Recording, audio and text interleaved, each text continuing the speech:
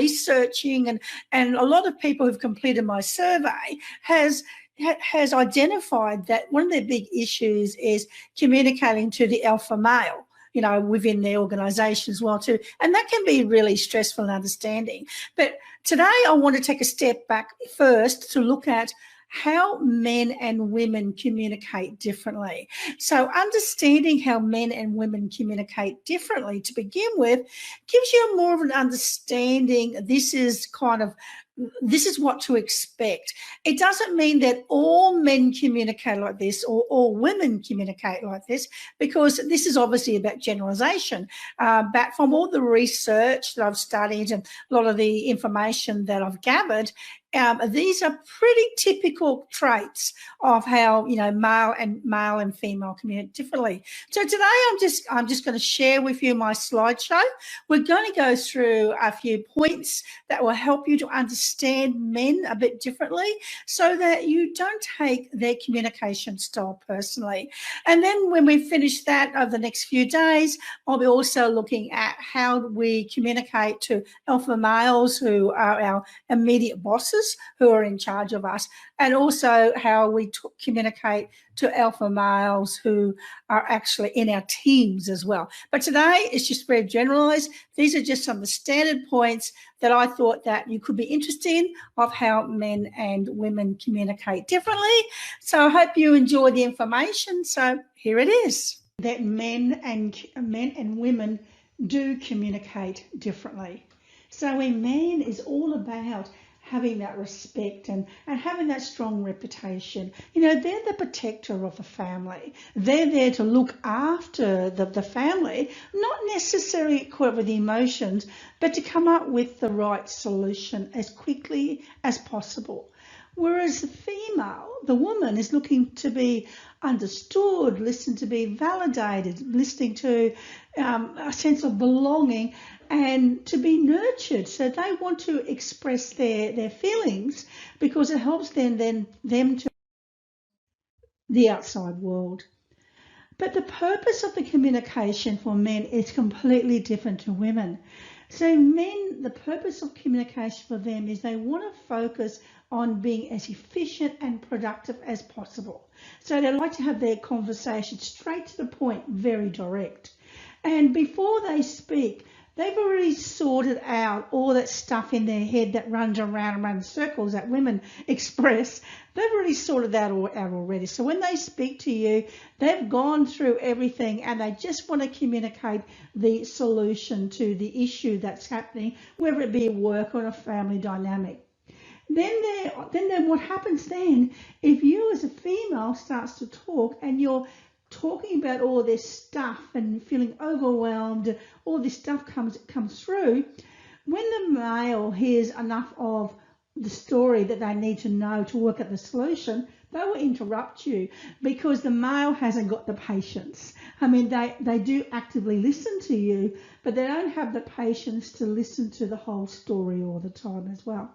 So they do listen actively, however the patience is low, so it's really important to get to the point as fast as you can so that you can move on quickly. Now, the purposeful communication for the woman is completely different. You know, she wants to be understood and she may not even be looking for the solution. She just wants to know that someone's going to take time to listen to her.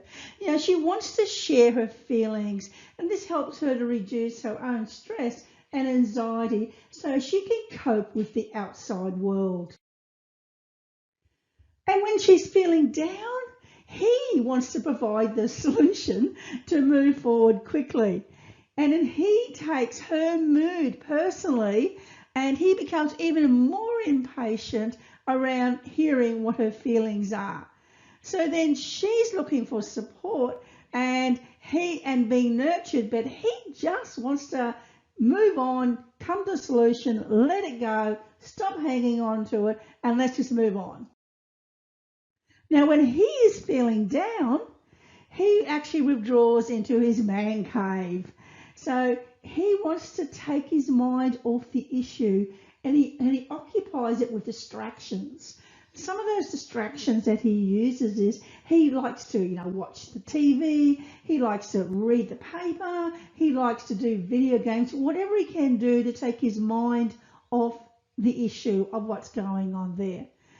But she wants to nurture him, and she asks caring questions, and this makes him withdraw even more because he just wants to be left alone.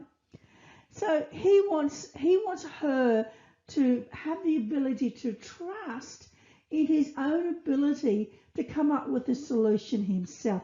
He does not like being told what to do. He's the protector. He's a reputation. He's a respect. He knows he can sort it out himself.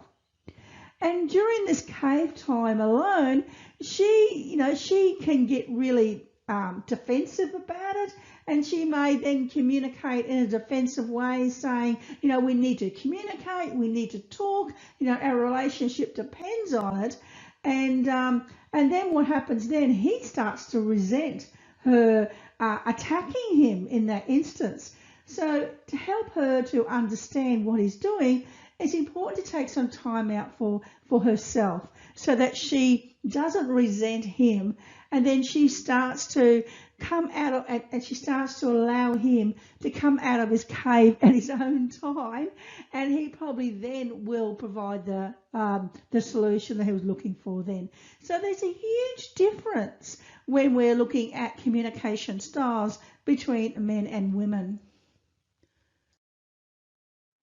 So I hope those some of those points were of value to you. The men and women do communicate differently. And the more we understand how we are different, the more we don't take things personally. And to me, this is really important. So it's, being a good communicator will also help you to be a better relationship builder as well.